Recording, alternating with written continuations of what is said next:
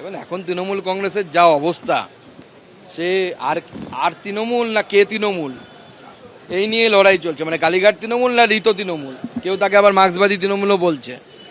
তো সেটার যা পরিস্থিতি, এতে সব পদই হচ্ছে আপদ। তো কোন পদে কে বসলো, তো ডুবন্ত নৌকো, তো আর মাঝি কে হলো আর মল্লা কে হলো তা নিয়ে খোঁজ করে লাভ নেই, ও তো ডুববেই নৌকো।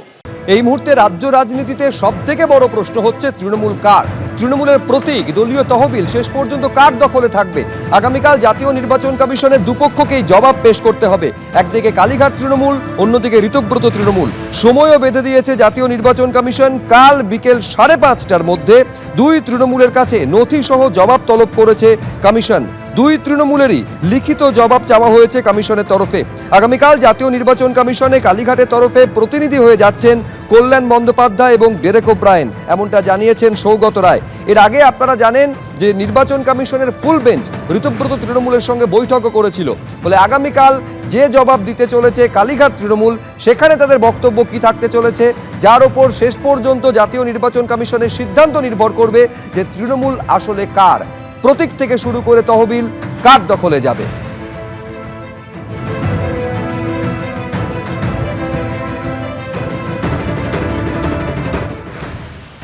নির্বাচন কমিশনের সামনে যে প্রতিবেদন দেব সেটা তৈরি।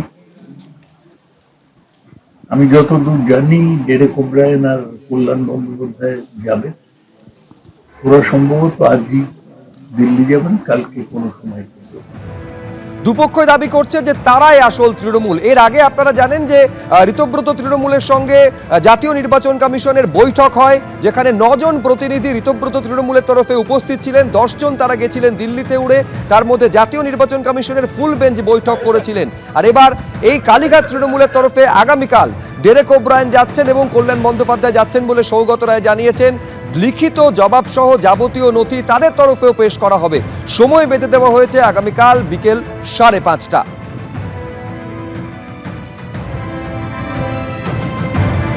আমি দিল্লিতে থাকাকালীনই, তখনও আমি বেরোইনি, মানে আমার এয়ারপোর্টের দিকে রওনা হয়নি, আমি দুটো মেল পাই।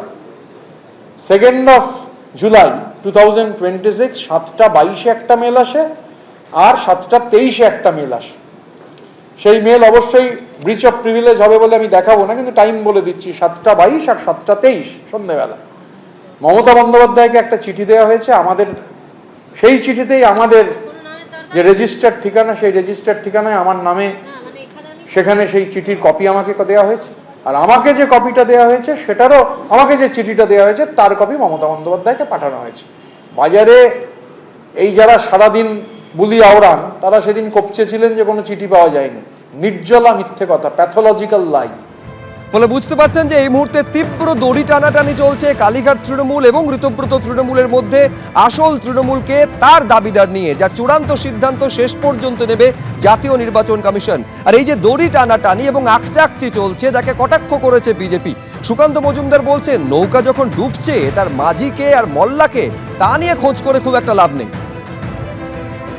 এবং এখন তৃণমূল কংগ্রেসের যা অবস্থা, সে আর তৃণমূল না কে তৃণমূল এই নিয়ে লড়াই চলছে। মানে কালীঘাট তৃণমূল না ঋত তৃণমূল, কেউ তাকে আবার মার্ক্সবাদী তৃণমূলও বলছে। তো সেটার যা পরিস্থিতি, এতে সব পদই হচ্ছে আপদ। তো কোন পদে কে বসলো, তো ডুবন্ত নৌকো, তো আর মাঝি কে হলো আর মল্লা কে হলো তা নিয়ে খোঁজ করে লাভ নেই, ও তো ডুববেই নৌকো।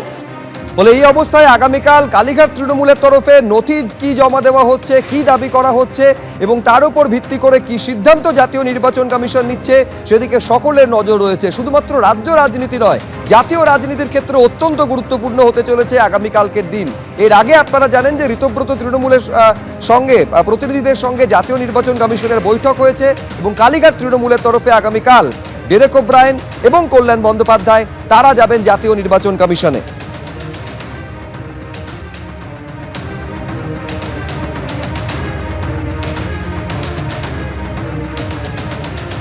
এবিপি আনন্দ, এগিয়ে থাকে, এগিয়ে রাখে।